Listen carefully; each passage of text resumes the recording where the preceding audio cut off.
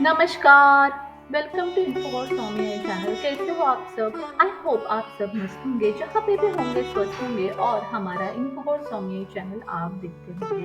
जो लोग first time इन्फोवॉर Swami channel देख रहे हैं उन्हें मैं बताना चाहती हूँ कि इन्फोवॉर स्वामी ये एक स्पिरिचुअल चैनल है। इसके ऊपर हम हिंदू कल्चर के स्तोत्र मंत्र ग्रंथ उपासनाएं सीखते हैं, स्पिरिचुअल प्लेसेस को विजिट करते हैं और स्पिरिचुअल हीलिंग भी हम सीखते हैं। तो आज का तो वीडियो आप कंप्लीट देख लेना, बाकी के भी जो वीडियोस अवेलेबल है इन्फोकोड स्वामी चैनल पे वो भी आप देख लेना। और अगर इन्फोकोड स्वामी चैनल की इन्फॉर्मेशन आपको यूजफुल लगती हो, लाइफ चेंजिंग लगती हो, तो इन्फोकोड स्वामी चैनल को आप लाइक शेयर एंड सब्सक्राइब कर लेना। हर रोज के नोटिफिकेशंस आप बेल आइकॉन प्रेस करके चेक लिया करना। तो चलिए वीडियो में हम आगे बढ़ते हैं। Stay tune on Infocode Swami channel. 10 जुलाई 2025 को है गुरु पूर्णिमा। जी हाँ, हर साल आषाढ़ी पूर्णिमा को गुरु पूर्णिमा आती है। जब आषाढ़ी पूर्णिमा के दिन गुरु पुष्यामृत योग और आषाढ़ी पूर्णिमा एकत्रित आते हैं, दोनों भी तिथियां, तब जो संयोग होता है वो गुरु पूर्णिमा का संयोग होता है। तो क्या है गुरु पूर्णिमा का शुभ मुहूर्त और क्या महत्व है और कैसे गुरु पूर्णिमा मनाई जानी चाहिए, ये सब आज हम जानने वाले हैं। Stay tune on Info Swami channel. तो सबसे पहले हम जानते हैं क्या है तिथि और शुभ मुहूर्त गुरु पूर्णिमा का। तो देखिए, पूर्णिमा जो है इस दिन 10 जुलाई को सुबह 1:36 को शुरू हो जाएगी और हम उदय तिथि के अनुसार मानते हैं, तो 10 जुलाई को ही हम गुरु पूर्णिमा मनाने वाले हैं। और इसकी तिथि, पूर्णिमा की तिथि जो समाप्त होगी वो 11 जुलाई को दोपहर को 2:06 को होगी और चंद्रोदय जो है वो 11 जुलाई को रात को 7:20 को होने वाला है। तो उदय तिथि के अनुसार गुरु पूर्णिमा या आषाढ़ी पूर्णिमा, गुरु पुष्यामृत पूर्णिमा जो है, जिसे हम व्यास पूर्णिमा भी कहते हैं, वो हम 10 जुलाई को ब्रह्म मुहूर्त से ही शुरू कर सकते हैं। गुरु का पूजन, उपासना, प्रार्थना, अनुष्ठान जो भी हम करना चाहिए। तो हमने शुभ मुहूर्त जान लिया, तो चलिए क्या है महत्व गुरु पूर्णिमा का या क्यों मनानी चाहिए गुरु पूर्णिमा। तो देखिए, गुरु पूर्णिमा जो है वो गुरुजनों के प्रति एक श्रद्धांजलि, भक्ति भाव, अर्पण, समर्पण का प्रतीक है। इसीलिए हमें हमारे गुरु जिन्होंने हमें ज्ञान दिया है, मार्गदर्शन दिया है, उनका हमें महत्वपूर्ण ज्ञान हमें समर्पित किया है, उनके प्रति हमें भक्ति भाव से, नम्रता से, विनम्रता से अभिवादन करना चाहिए, उनका पूजन करना चाहिए और उनका दिया हुआ ज्ञान हम स्वीकार करके हम जीवन में आगे बढ़ेंगे, ऐसे हमें प्रार्थना करनी चाहिए। संस्कृत में गुरु का शब्द रहता है अध्यापक, तो इस टाइम में हम शिक्षक बोलते हैं जो हमें मार्गदर्शन देता है, जबकि पूर्णिमा का अर्थ है पूर्ण चंद्रमा। तो ये दोनों शब्द मिलके गुरु पूर्णिमा, आषाढ़ पूर्णिमा के दिन जब गुरु पुष्यामृत योग आता है तब रहती है। और हिंदू धर्म के अनुसार पुराने जमाने में बहुत बड़े महर्षि हो चुके हैं, जो है महर्षि व्यास, उनका धार्मिक महत्व और जन्मदिन भी आज ही है, जिन्होंने महाभारत जो काव्य ग्रंथ है वो लिखा था, जिनको हम बहुत गुरु के गुरु, सबसे बड़े गुरु हमारे हिंदू जन धर्म के अनुसार मानते हैं। उनका जन्मदिन भी आज ही गुरु पूर्णिमा के दिन रहता है, इसे व्यास पूर्णिमा भी कहते हैं। गुरु पूर्णिमा का महत्व अलग अलग है, हिंदू धर्म के अनुसार अलग है, जैन और बौद्ध धर्म के अनुसार भी अलग है।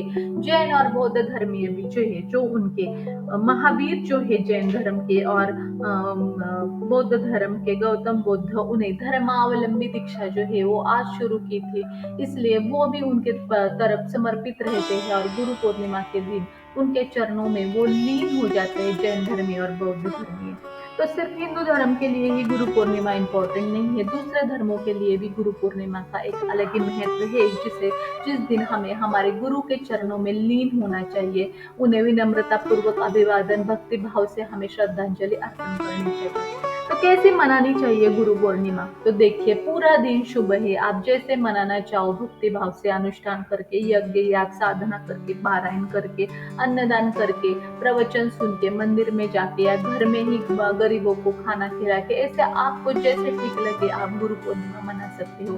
पूरे दिन आप उपवास रख के समर्पण दिखा सकते हो अपने गुरु के लिए, उनके चरणों में समर्पण आपको देना चाहिए, नाम स्मरण में दंग रहना चाहिए। तो चलिए हम जानते हैं कि अगर आपके जीवन में कोई गुरु हो तो कैसे उपासना करें, ना हो तो क्या करें। देखिए, ना हो गुरु तो इस दिन आप आपको जिसको श्रद्धा लगती है, विश्वास लगती है, जिनके प्रति आप नम्रता पूर्वक झुक सकते हैं, उन्हें आदर्श मानते हैं, उनको आज आप गुरु पद दे सकते हो। उनको आप नम्रता से प्रार्थना कर सकते हो कि हे गुरुदेव, मैं आपके चरण में शरण आया हूँ या आई हूँ, मेरी प्रार्थना स्वीकार कर ले, मुझे शिष्य करके स्वीकार कर ले और गुरु पद स्वीकार करे। ऐसे नम्रता से आप प्रार्थना करो। भगवान हो या कोई इंसान हो जिसे आप गुरु मानते हो, उनकी पाद्य पूजा करें, उन्हें चरणों पे फूल अर्पण करें, नम्रता से प्रार्थना करें और गुरु पद लेने की प्रार्थना करें, विनती करें और उनको अपना शिष्य माने। चलिए अब जानते हैं कि अगर आपके जीवन में ऑलरेडी आपको गुरु हो, जैसे श्री स्वामी समर्थ महाराज या श्री दत्त गुरु, तो कैसे पूजा करें। तो देखिए, जो भी स्वामी के या दत्त गुरु के भक्त है, उनके लिए गुरु पूर्णिमा बहुत बड़ा दिन है। अगर आपके जीवन में कोई दूसरे संत हो, आध्यात्मिक गुरु हो, जिनको आप गुरु मानते हो, उनकी दीक्षा ली है, अनुग्रह लिया है, तो भी कोई प्रॉब्लम नहीं। आपको उनके स्थान में रख के, उनको अपने समीप रख के, उनके सामने बैठ के, फोटो के या मूर्ति के प्रार्थना करनी चाहिए। जो मैं अभी बताऊंगी स्वामी के लिए, दत्त गुरु के लिए, वैसे ही प्रार्थना आप अपने गुरु के लिए कर सकते हो। सबसे पहले तो गुरु पूर्णिमा के दिन आपको जल्दी उठना है, घर साफ करना है, आपको स्नान करना है। गंगा जल थोड़ा सा अपने स्नान के पानी में डाल के या हल्दी डाल के स्नान करें, शुचिर्भूत हो जाए। फिर घर में सभी जगह पे गौमूत्र जो है वो सींचे, सिर्फ भगवान के ऊपर सींचना नहीं है। उसके बाद नित्य पूजा रहती है भगवान की, देव के घर में, देवघर में पूजा घर में वो करनी चाहिए। अगर गुरु पूर्णिमा के दिन के लिए आपने 7 दिन का, 3 दिन का, 21 दिन का, 40 दिन का जो भी पारायण किया है, उसकी समाप्ति कर लेनी चाहिए। नित्य पूजा, नित्य उपासना जो भी है, नित्य नाम स्मरण, प्रार्थना, वो सब करके लेनी चाहिए। पारायण की भी जो आपका लास्ट जो दिन है समाप्ति का, उस दिन जितने भी अध्याय रह चुके हैं आपके पारायण के, वो आपको खत्म कर लेनी चाहिए। उसके बाद अगर आपके पास स्वामी की मूर्ति हो या स्वामी का फोटो हो, वो लेना चाहिए। उसे साफ नए क्लोथ से क्लीन करना चाहिए। नॉर्मली फोटो हो तो सिर्फ गीला वस्त्र ना ले, नॉर्मल कपड़ा रखे, उससे क्लीन करे वो फोटो और उनको सही जगह पे देवघर में बिठाइए। सेपरेट उनको चौकी लगाए, चौरंग लगाए, पाट लगाए, उसके ऊपर नया वस्त्र डाल दे। देन उसके ऊपर फोटो रखे स्वामी का या दत्त गुरु का, जो भी हो। मूर्ति हो तो मूर्ति रखनी है, लेकिन मूर्ति को आपको अभिषेक करना पड़ेगा, वो बाद में बताती हूँ। फोटो हो तो फोटो रखे। देन फोटो को आपको अष्टगंध लगाना है, उनको अष्टभुजा में, अष्टपैर में और उनके मस्तक पे भी अष्टगंध लगाना है, चंदन लगाना है। देन उसके बाद आपको फूल अर्पण करने हैं, उनके चरणों में हार अर्पण करना है फोटो को। देन जितना डेकोरेट हो सके फूलों से आप डेकोरेट कर ले। एक वस्त्र फोटो के पूरे आजू बाजू में ढक दे, ऑरेंज कलर का, रेड कलर का। सिर्फ ब्लैक कलर का वस्त्र ना ले, ग्रीन कलर का वस्त्र ना ले, येलो ले, ऑरेंज ले या रेड ले या पिंक भी चलेगा। ऐसे कलरफुल वस्त्र नया उनको फोटो के पूरे बाजू में ढक दो। स्वामी के फोटो के आजू बाजू में तीन साइड पे हार डाल दो। स्वामी के फोटो के ऊपर अष्टगंध चंदन लगाओ, हल्दी कुमकुम पैरों को डाल दो, फूल अर्पण करो, दिया जलाओ, अगरबत्ती जलाओ। उनके सामने आप फल रख सकते हो प्रसाद के तौर पे, दूध शक्कर रख सकते हो और उन्हें प्रार्थना करो रंगोली निकाल के, हे स्वामी, हे श्री दत्त गुरु, आज की गुरु पूर्णिमा की प्रार्थना, पारायण, उपासना जो भी मैंने किया है, कर रहा हूँ, वो स्वीकार कर ले। अगर मूर्ति हो तो आपको अभिषेक करना है उस मूर्ति का। स्वामी की या दत्त गुरु की आपके पास मूर्ति हो तो एक तामन ले ले। तामन में आपके दाएं हाथ में पानी लेना है, तांदुल लेने हैं। स्वामी को, दत्त गुरु को आह्वान करना है, श्री गणेश का आह्वान करना है कि हे श्री गणेश, हे श्री स्वामी समर्थ, हे श्री दत्त गुरु, आज गुरु पूर्णिमा है, मैं आपका छोटा सा पंचामृत से अभिषेक कर रहा हूँ, आपके चरणों में स्वीकार कर ले। आज की पूजा आपके चरणों में स्वीकार कर ले, मुझे योग्य कृपा आशीर्वाद दे। ऐसे नम्रता पूर्वक प्रार्थना करे और जो आप तांदुल और पानी लेंगे हाथ में, दाएं हाथ में, वो तामन में छोड़ देना है 3 कलियां। उसके बाद उसमें स्वामी की मूर्ति रखे, दत्त गुरु की मूर्ति रखे, जो भी हो आपके पास। दोनों हो तो दोनों का भी 1 बाय 1 अभिषेक करे। कुछ भी ना हो तो सुपारी रखे और स्वामी को या दत्त गुरु को आह्वान करके उस सुपारी में आप प्रवेश कर लो। उसके बाद आपको अभिषेक करना है ताजे जल से, पंचामृत से अभिषेक करना है, दूध से, शक्कर से अभिषेक करना है। पंचामृत में आपके पास दूध होना चाहिए, दही होना चाहिए, घी होना चाहिए, मध होना चाहिए, शक्कर होनी चाहिए, थोड़ा केला भी उसमें डाल दो और ऐसे पंचामृत मिक्स करके आपको पंचामृत से अभिषेक करना है स्वामी की दत्त गुरु के मूर्ति का। मूर्ति ना हो तो सुपारी का। उसके बाद फिर से ताजे जल से उसका अभिषेक कर लो, उसे क्लीन करो एक नए क्लोथ से, और उसकी स्थापना आपको चौकी के ऊपर या चौरों के ऊपर नया वस्त्र डाल के करनी है उस मूर्ति की। जो भी मूर्ति हो, स्वामी समर्थ की, दत्त गुरु की, ना मूर्ति हो तो सुपारी की। उसके बाद उसे हार फूल चढ़ाओ, अष्टगंध लगाओ, चंदन लगाओ स्वामी को, दत्त गुरु को, और स्वामी को प्रार्थना करें कि आज की उपासना स्वीकार कर ले गुरु पूर्णिमा की। फलों का नैवेद्य अर्पण करो या भोग चढ़ाओ, मीठा खीर का भोग चढ़ाओ। देन उसके बाद दूध शक्कर का या खड़ी साकर का भोग आप चढ़ा सकते हो, मिठाई का भोग आप चढ़ा सकते हो, दिया जलाओ, रंगोली निकालो और पूरे दिन नामस्मरण में रहो। इसके बाद आपको उपवास रखना है पूरे दिन। लेकिन ये सब अभिषेक होने के बाद आपको स्वामी को, दत्त गुरु से, गुरु को विनम्रता पूर्वक अभिवादन करके प्रार्थना करनी है कि आज बहुत बड़ा दिन है गुरु पूर्णिमा का, तो आज की उपासना और पूरे साल जितने भी साल में उपासना कर रहे सभी उपासना आपके चरणों में स्वीकार कर ले। मेरे दोष नकारात्मकता निकाल दे, मेरे सब पाप धो धो डाले स्वामी दत्त गुरु, कृपा करे, दया करे, मुझे माफ करे, क्षमा करे और मुझे अच्छा और योग्य कृपा आशीर्वाद दे दे और मुझे पतित पावन कर ले, शिष्य स्वीकार कर ले। हे गुरु, मैं आपके चरण में शरण आया हूँ, ऐसे नम्रता पूर्वक प्रार्थना करे और अशक्य शक्य करे स्वामी, ऐसे 3 बार बोलो। दत्त गुरु हो तो दत्त गुरु को भी सेम आपको प्रार्थना करनी, दूसरे गुरु हो तो उनको भी सेम प्रार्थना करे, सिर्फ आपके गुरु का नाम ले। उसके बाद आपको क्या करना है, आपको श्री गणेश को वंदन करना है और स्वामी का ओम श्री स्वामी समर्थाय नमः ये एक माला जप करना है। एक माला में 108 मन के रहते हैं, तो एक माला जप करे ओम श्री स्वामी समर्थाय नमः का। उसके बाद दूसरा मंत्र है दिगंबरा दिगंबरा श्रीपाद वल्लभ दिगंबरा। दूसरा मंत्र है दिगंबरा दिगंबरा श्रीपाद वल्लभ दिगंबरा। इसका भी एक माला जप, यानी 108 मन के रहते एक माला में, उसका भी एक माला जप करे। ओम श्री स्वामी समर्थाय नमः का एक माला जप, दिगंबरा दिगंबरा श्रीपाद वल्लभ दिगंबरा, इसका भी एक माला जप करे। देन तीसरा मंत्र है ओम श्री दत्तात्रेय गुरवे नमः। तीसरा मंत्र है ओम श्री दत्तात्रेय गुरवे नमः। तीसरा मंत्र है ओम श्री दत्तात्रेय गुरवे नमः। ये 3 मंत्र आपको 3 माला जप करना है स्वामी की, दत्त गुरु की पूजा करके, अभिषेक करके, नम्रता पूर्वक उनको प्रार्थना करके कि मेरी प्रार्थना स्वीकार ले, मुझे शिष्य के तौर पे स्वीकारे, गुरुपद लीजिए स्वामी। ऑलरेडी दिया हो तो फिर से आज गुरुपद के दिन, मतलब गुरु पूर्णिमा के दिन फिर से प्रार्थना कर रही हूँ कि गुरुपद स्वीकार कर ले स्वामी। और ये 3 माला जब जो मंत्र बताए, ओम श्री स्वामी समर्थाय नमः, दिगंबरा दिगंबरा श्रीपाद वल्लभ दिगंबरा, और तीसरा मंत्र ओम श्री दत्तात्रेय गुरवे नमः, ये 3 मंत्र आपको एक एक माला जपने हैं। माला के ऊपर, माला में 108 मन के रहते हैं, तो हर एक मंत्र 108 108 108 ऐसे 3 बार आपको 324 टाइम्स मंत्र जाप करना है, यानी 324 बार 3 मंत्र जाप आपको कर लेने हैं, जिससे आपको शायद 15 या 20 मिनट लगेंगे और अभिषेक को 15 या 20 मिनट, ऐसे हाफ एन आवर की उपासना हो जाएगी। उसके बाद स्वामी तारक मंत्र एक बार पठन करें। श्री स्वामी समर्थ महाराज का स्वामी तारक मंत्र है, उसका एक बार पठन करें। स्वामी अष्टक का एक बार पठन करें। श्री स्वामी समर्थ महाराज की आपको आरती करनी है, गणेश की आरती करनी है, सुखकर्ता दुखकर्ता। स्वामी की आरती अगर आपके पास नहीं हो तो मैं पोस्ट में डालूंगी। श्री स्वामी समर्थ महाराज की आरती करें, श्री दत्त गुरु की आरती करें, ऐसे स्वामी दत्त गुरु की आरती करें, गणेश की आरती करें, उन्हें मीठा भोग चढ़ाएं। हो सके अगर आपके पास उसके बाद भी टाइम हो तो भगवत गीता का 11वां अध्याय और अध्याय 15वां, ये 2 अध्याय पठन करें गुरु पूर्णिमा के दिन। ध्यान रखें कि आपके पास टाइम हो तो ही भगवत गीता का 11वां और भगवत गीता का 15वां, ये 2 अध्याय आपको गुरु पूर्णिमा के दिन पठन करना है।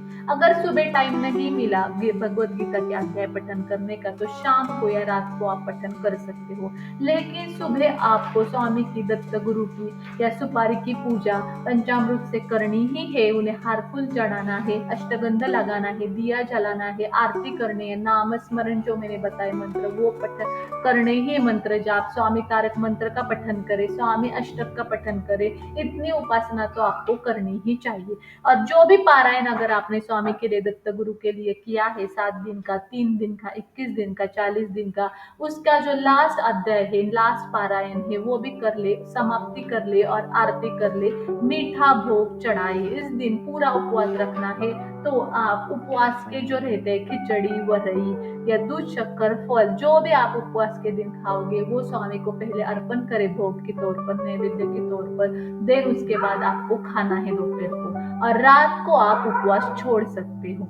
ओके, उसके बाद स्वामी को, दत्त गुरु को प्रार्थना कर ले कि आज की प्रार्थना उपासना स्वीकार कर ले, भोग स्वीकार कर ले, मेरे घर में आप रहे, मुझे, मेरे कुटुंब को, परिवार को, सबको आरोग्य दे, आयु दे, सकारात्मकता दे, गुरु बल दे, आत्मबल दे, मनोबल दे, हर संकट से बाहर निकाले, संकट से लड़ने के लिए शक्ति दे, ताकत दे, और ऐसी उपासना मेरी जीवन भर करके ले स्वामी दत्त गुरु आपके चरणों में, ऐसे नम्रता पूर्वक प्रार्थना करें। उसके बाद आप घर में अच्छा माहौल रखें, घर में सबके साथ विनम्रता से पेश आए, दिन मौन में नाम स्मरण में बिताए स्वामी के, दत्त गुरु के, आपके गुरु के, और आपको दिन में कभी भी सुबह, शाम को, दोपहर को स्वामी के या दत्त गुरु के मंदिर जाना है, उन्हें वहां पे वस्त्र अर्पण करना है, मीठा भोग अर्पण करना है, हार फूल अर्पण करने, उनका दर्शन लेना है। वहां पे अगर भजन चल रहा हो, स्वामी की उपासना चल रही हो, दत्त गुरु की उपासना चल रही हो, तो रुकना है, भजन प्रवचन सुनना है, वहां के सामुदायिक उपासना में आपको शामिल होना है, और स्वामी को, दत्त गुरु से कृतज्ञता से, नम्रता से प्रार्थना करके दर्शन लेके घर आना है। हो सके तो धार्मिक कार्यों में गुरु पूर्णिमा के दिन अन्नदान करो, या गरीबों की सेवा करो, या दूसरा कोई दान अगर आप कर सकते हो, जरूरतमंदों को कपड़े या उनकी जरूरत की चीजें, तो उसका दान आप कर सकते हो, या घर में भोजन खिला सकते हो। ऐसा पूरा दिन गुरु पूर्णिमा के दिन आपको प्रसन्नता से, पवित्रता से गुरु के पूजा में, उनके ध्यान साधना या यज्ञ साधना में बिताना है। हो सके तो घर में छोटा सा यज्ञ आप घी का कर सकते हो नाम स्मरण करके, नहीं तो स्वामी के, दत्त गुरु के मंदिर यज्ञ होगा गुरु पूर्णिमा के दिन, उसका दर्शन लो या उसमें घी डालो, अर्पण कर लो उनको यज्ञ की चीजें, और वहां पे जाके यज्ञ के लिए आप बैठ सकते हो, ऐसे भी आप कर सकते हो। और ये जो उपवास है, रात को आपको छोड़ना है, उपवास के छोड़ने के लिए आपको स्वामी को नॉर्मल नैवेद्य या भोग तैयार करना है, जो भी आप जिस भी प्रदेश में रहते हो भारत के, उस तरीके से नैवेद्य कर लो। तो वेजिटेरियन भोग रहना चाहिए, मीठा भोग रहना चाहिए, जैसे पूरन पोली हो, या कटाची आमटी हो, वरण भात हो, भजी हो, घेवड़ा की सब्जी हो, घेवड़ा बहुत पसंद है, बेसन के लड्डू भी आप भोग में चढ़ा सकते हैं, और वो भोग रात को स्वामी को, दत्त गुरु को आपको दिखाना है। दूसरे दिन उत्तर पूजा करनी है, जो भी स्वामी का, दत्त गुरु का फोटो या चौकी लगाई है, उसका हार फूल जो है वो निर्माल्य बहते नदी में हमें छोड़ देना है। स्वामी को प्रार्थना करके, उत्तर पूजा करके, ठीक से जहाँ पे घर में रखते हो मूर्ति या फोटो रख देना है, और नम्रता पूर्वक उनको फिर से दूसरे दिन प्रार्थना करनी। तो ऐसा पूरा दिन गुरु पूर्णिमा का आपको पूजन करना है, पूजा पाठ में स्वामी के, दत्त गुरु के रहना है नाम स्मरण में, या आप दूसरे किसी को गुरु मानते हो तो उनके लिए भी श्रद्धा भाव से उनके मंत्र जाप, भक्ति या उनकी पोथी ग्रंथ आप पठन कर सकते हो, और मंदिर जाके दर्शन लेना है। तो ये महत्व है गुरु पूर्णिमा का, हम सब भक्तों के लिए बहुत इंपॉर्टेंट है। तो आप जरूर ऐसी पूजा करना। कोई क्वेश्चन और डाउट्स हो तो मुझे पूछ सकते हो कमेंट के द्वारा, और अगर आपको दूसरी कोई जानकारी चाहिए हो तो भी मुझे कमेंट के द्वारा आप पूछ सकते हो जानकारी। धार्मिक जैसे सन समारंभ है, धार्मिक ऐसे कार्य रहते हैं, विधि रहते हैं, मंत्र जाप रहते हैं, या ग्रंथ पुस्तक की अगर आपको चाहिए कोई भी जानकारी, तो भी मुझे आप कमेंट के द्वारा पूछ सकते हो। तो मैं स्वामी के, दत्त गुरु के चरण में प्रार्थना करती हूँ कि गुरु पूर्णिमा के दिन हमें अच्छी बुद्धि दे, हमारी प्रार्थना स्वीकारे, हमारे साथ हमेशा रहे, आयु दे, आरोग्य दे, और ऐसे ही हम उनकी प्रार्थना करते रहे, और हम सब ऐसे ही इन्फो स्वामी चैनल पे मिलते रहे। तो आज का कंटेंट गुरु पूर्णिमा का हम एंड करते हैं। हम मिलेंगे नई वीडियो में नए इन्फॉर्मेशन के साथ। तब तक stay tuned on Info Swami channel. Bye for now. धन्यवाद। श्री स्वामी समर्थ। श्री दत्त गुरु नमः।